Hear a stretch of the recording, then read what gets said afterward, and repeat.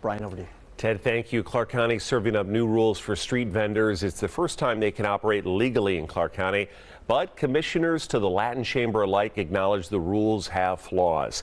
8 News Now reporter Ryan Matthew. Ryan is live from the Central Valley with this dilemma.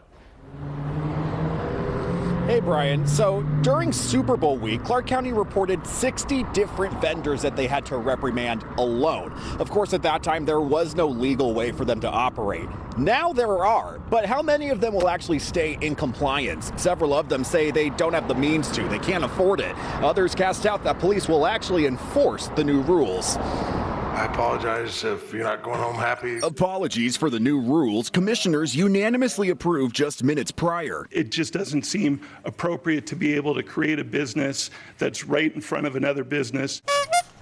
Those rainbow-colored umbrellas in unincorporated Clark County are now legally allowed, but not near the Las Vegas Strip, Allegiant Stadium, places of worship, farmers markets, and the big ones, public parks and schools, where vendors see most of their customers. They're also not permitted from most of the night until morning. Breaking any rules could leave them with a $500 penalty, up to 6 months in county jail, or both. They also need multiple business and health permits that come with a cost. The street vendor Maria said, if you don't allow us to sell where you are restricting us from selling, you're not going to let us generate income to be able to pay for all of the expenses and the costs that you are asking from us. It was a celebratory event. The Latin Chamber of Commerce championed the 2023 law that requires each jurisdiction to come up with their own rules. They're also seeing more vendors enroll. It made sense to let's get these folks paying taxes, getting a business license, and conducting business the way you do here. But others, like Nevada Senator Fabian Doñate, fear unintended consequences. Ultimately, what I don't want is a situation where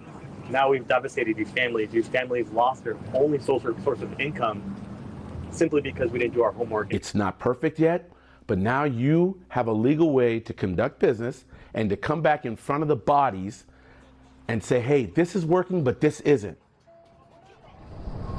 Now, commissioners have that same sentiment, saying they're open to revisiting these rules later down the line. But beyond the parks having most of the customers as well as those schools, they also say, the vendors that is, that those are the safest areas for them to be at right now. Because according to them, it's not uncommon to be assaulted, if not completely robbed, in some of these other areas that these new rules are pushing them towards.